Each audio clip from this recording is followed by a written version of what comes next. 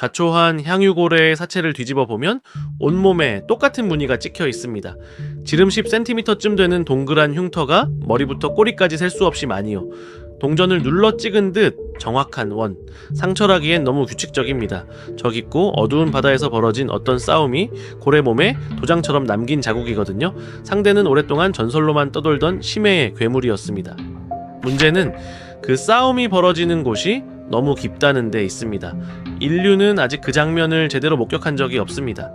우리 손에 쥐어진 건 고래 몸에 남은 흉터들, 그리고 배를 갈랐을 때 안에서 쏟아져 나온 이상한 물건들 뿐입니다. 이 거대한 고래는 햇빛 한 줌 들지 않는 심해로 내려가 무엇과 싸우는 걸까요? 앞이 하나도 안 보이는 그 어둠 속에서 대체 어떻게 사냥을 하고요? 오늘은 지구에서 가장 깊은 곳에서 벌어지는 아무도 끝까지 본 적 없는 사투 이야기입니다. 주인공 향유고래부터 소개하죠. 향유고래는 이빨을 가진 고래 중 가장 큽니다. 다 자란 수컷은 몸 길이가 18m, 무게는 50톤에 이릅니다. 자, 그런데 진짜 특별한 건 덩치가 아니라 이 육중한 몸을 이끌고 내려가는 깊이입니다. 향유고래는 지구에 사는 모든 포유류를 통틀어 가장 깊이 잠수하는 동물입니다. 얼마나 깊이 내려가느냐? 보통 수심 2000m, 기록으로는 3000m 가까이 내려간 흔적도 있습니다. 3000m면 한라산을 뿌리째 뽑아 거꾸로 바다에 쳐박아도 정상이 수면 아래로 잠기는 깊이입니다. 그 아래는 완전한 암흑입니다. 햇빛은 단 한 줌도 닿지 않고 수압은 지상의 200배가 넘습니다. 손톱만 한 넓이마다 어른 몇 사람이 통째로 올라선 무게가 짓누르는 곳이죠. 사람이라면 특수 장비 없이 몇 초도 못 버티고 짓눌립니다. 향유고래는 산소통 하나 없이 맨몸으로 이 심해에 뛰어듭니다. 수만 번 참고 보통 40분, 길게는 1시간 반까지 물속에 머뭅니다. 사람은 숨을 참아봐야 길어야 몇 분입니다. 향유고래는 수만 번 크게 들이쉬고 지옥의 밑바닥까지 내려갔다 올라오기를 하루에도 몇 번씩 반복합니다. 그것도 매일같이요. 어떻게 가능할까요? 향유고래의 몸은 이 극한을 견디도록 통째로 개조되어 있습니다. 잠수를 시작하면 심장 박동을 평소의 몇 분의 1로 확 늦춥니다. 산소는 뇌와 심장, 꼭 필요한 곳에만 아껴 보내고요. 갈비뼈는 밀려드는 수압에 맞춰 접히듯 눌리고 정작 산소는 폐가 아니라 근육과 피에 잔뜩 녹여 담아 내려갑니다. 온몸을 살아있는 잠수함으로 바꿔둔 겁니다. 사람 잠수부가 이렇게 깊이 오래 들어갔다 급히 올라오면 잠수병에 걸립니다. 몸속에 녹아있던 기체가 갑자기 거품이 되어 혈관을 막아버리거든요. 향유고래는 이 문제를 아예 다른 방식으로 지웁니다.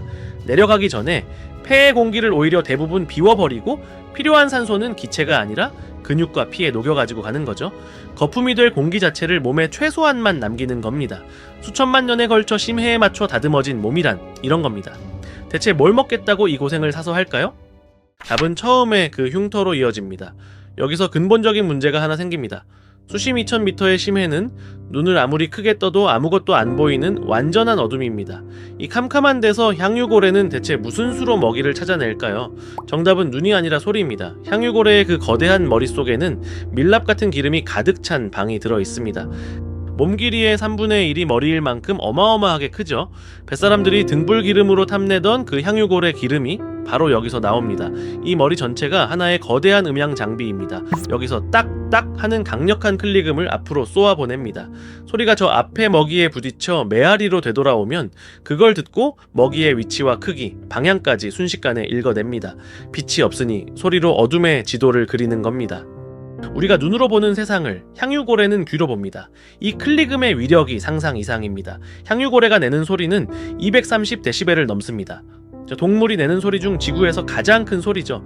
너무 강력해서 가까이 있는 먹이를 잠깐 멍하게 만들어버린다라는 이야기까지 있을 정도고요. 이 클릭음은 처음엔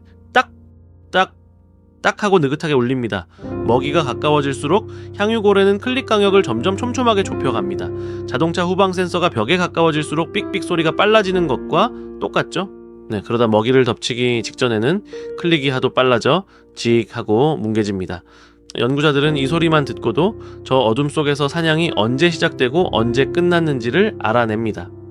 지구에서 가장 큰 코로 소리를 쏘아 심해에 지도를 그리고 먹이를 잡는다.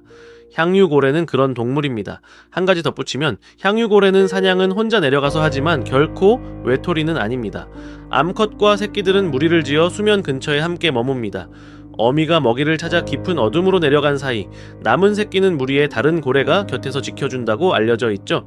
목숨을 건심해 사냥을 서로 아이를 맡기고 맡아주며 해내는 겁니다. 이제 그 소리가 찾아낸 상대를 만나볼 차례입니다. 향유고래가 심해에서 노리는 주된 먹이는 거대한 오징어입니다.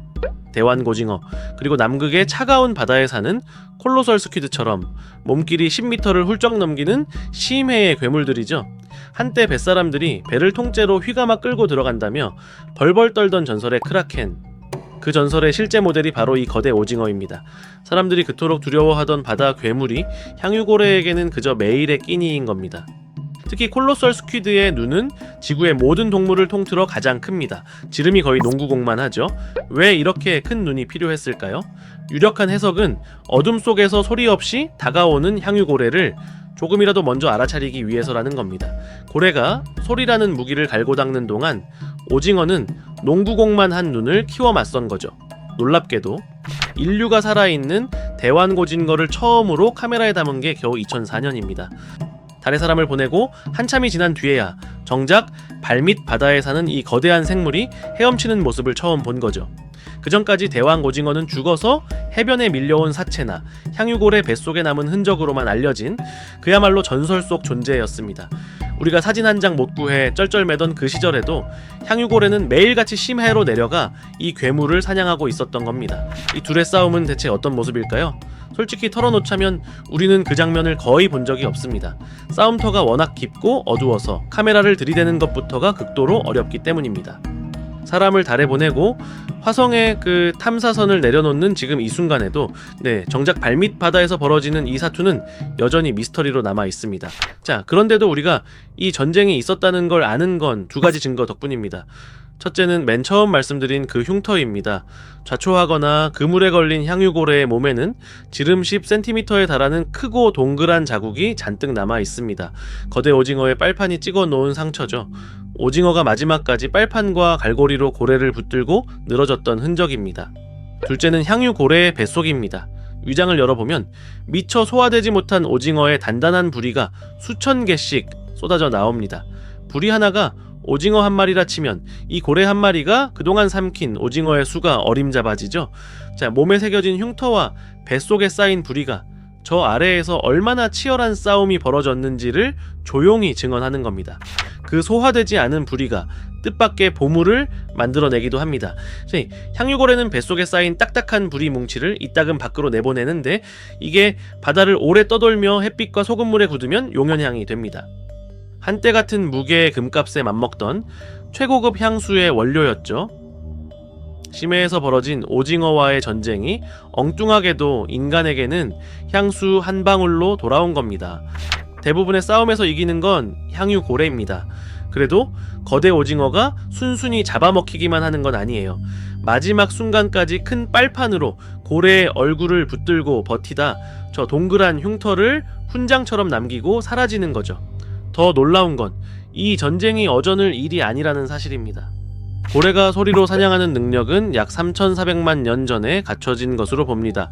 향유고래와 거대 오징어는 짧게 잡아도 수천만 년을 쫓고 쫓기며 서로를 다듬어 온 사이입니다. 고래는 더 정교한 소리로 오징어를 찾아내고 오징어는 더 크고 밝은 눈으로 달아나고 끝이 안 나는 창과 방패의 경쟁이죠. 우리는 바다의 표면만 슬쩍 보며 삽니다. 그 아래 빛도 닿지 않는 저 깊은 곳에서는 우리가 상상조차 못할 거대한 드라마가 지금 이 순간에도 펼쳐지고 있습니다. 향유고래 몸에 찍힌 동그란 흉터 하나하나가 인간이 아직 끝까지 보지 못한 심해 전쟁의 기록인 겁니다. 사실 인간도 오래전부터 이 거대한 사냥꾼에게 홀려 있었습니다. 자, 소설 모비딕을 떠올려 보세요. 배를 들이받아 침몰시키는 거대한 흰 향유고래 이야기죠. 그냥 지어낸 상상이 아닙니다. 1820년 에식스라는 포경선이 실제로 거대한 향유고래에게 들이받혀 침몰했고 살아남은 선원들은 작은 보트에 실려 몇 달을 표류하며 참혹한 시간을 보냈습니다. 모비딕은 바로 그 실화에서 태어났고요. 심해의 괴물과 싸우던 이 고래가 한때는 인간에게도 두려움의 대상이었던 겁니다.